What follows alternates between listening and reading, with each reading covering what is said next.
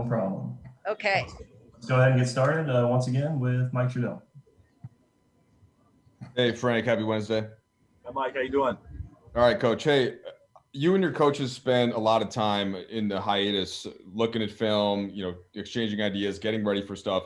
I wondered how much of that you've been able to apply so far in these practices and, as these scrimmage games start to come. Like, what are some of the key points that you can put in that maybe you wouldn't have been able to without a hiatus like this, if at all? Well, I think just the ability to strengthen some of the habits that we were developing throughout the season that were really working for us. You come into the season with the blueprint, and it always gets tweaked a little bit. Whether like we always say, whether you're building a house, the blueprint starts here, but then you got to modify here, modify there. And we've added some things, subtracted some things, and those were some of the things those were things that became clear during the hiatus. That when we came back to try to reestablish our habits, some were more important than maybe they were at the beginning of camp because they were so successful for us. So it may have reprioritized the way we're implementing our system. Hey, Frank, it's Tanya. Hi, Tanya. Hi, I was curious. We got to see a little bit of him before the break, but how's Markieff Morris been looking? Yeah, we're trying not to comment too much on individual players' performances right now, as we're still waiting to to manage this time where we're respecting players' privacies. So I'm going to refrain from commenting on that. Yeah, so Frank, it's Dave. Tanya had the same question as I was going to ask, so I'm trying to think of a way to follow up to that. I'll just ask it. Is Markieff Morris in Orlando? I'm not going to comment on which guys are here and which guys are not here, out of respect for our players' privacy. All right, let's toss it to Kyle.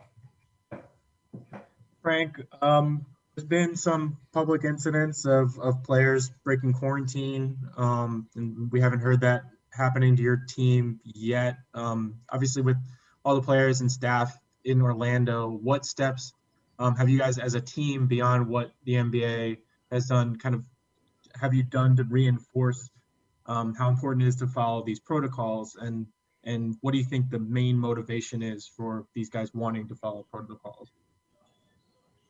Well, it's pretty simple. I mean, there's just an expectation for all of us coming here. These are the rules.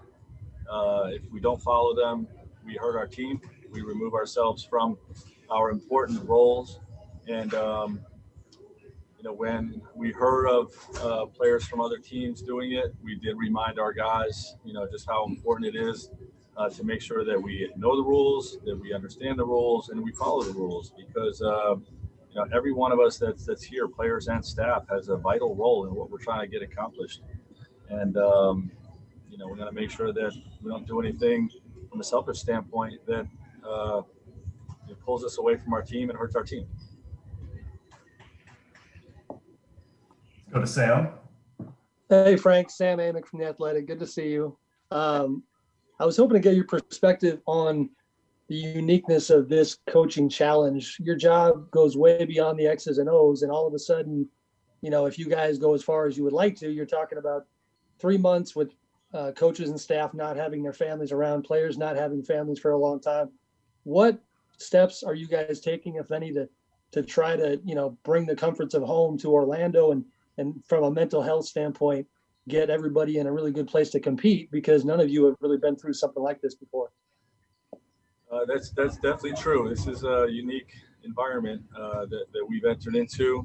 The important thing with balance, with regard to families and not having what we're accustomed to, is the balance piece. The ability to step away from your coaches, step away from your teammates, step away from the game, and mentally immerse yourself in something else, which is what we lean so heavily on our families for.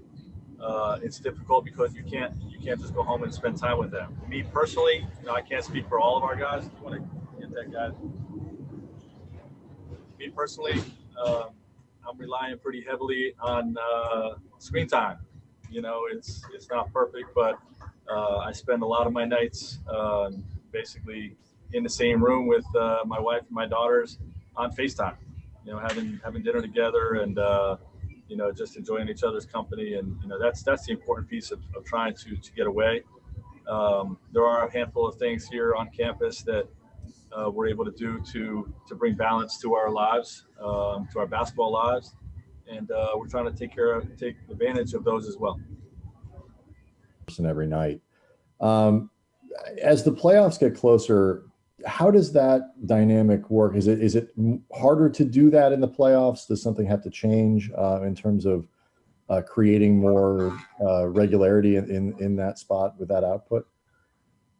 I really believe that our third option on this team, with the many weapons that we have, our third option is the open man. The way we play, if we attack and just play for each other and share the basketball, we have more than enough firepower that it's almost a benefit to not have it be one guy that a defense can zero in on. The way you play in attack mode, where it can be a different guy every night, stepping up to score 20, 25 points or have the assist totals or whatever. That's a strength of our team this year. And, I anticipate that that's going to work for us in the playoffs. Let's get 2 more questions, please, starting with Melissa. Hey, Frank, Melissa Rowland here. I'm curious, when you have a day off, how do you structure your day? And without your family around, do you sort of have to make yourself step away from basketball for a minute? I'm intentional about it. Like I said, even though the family's not here, I do spend a lot of time with them on FaceTime. But, I do personally, a lot of coaches will study a lot of film and a lot of meetings with players. I personally try to be away from it as much as possible. I played golf yesterday. Played bad golf, I should say, yesterday. And, that was a part of my day. But did some things, around the room. And like I said, spent a lot of time on the screen with the family. But I do think it's important to mentally step away from it and come back with recharged batteries, so to speak, after an off day.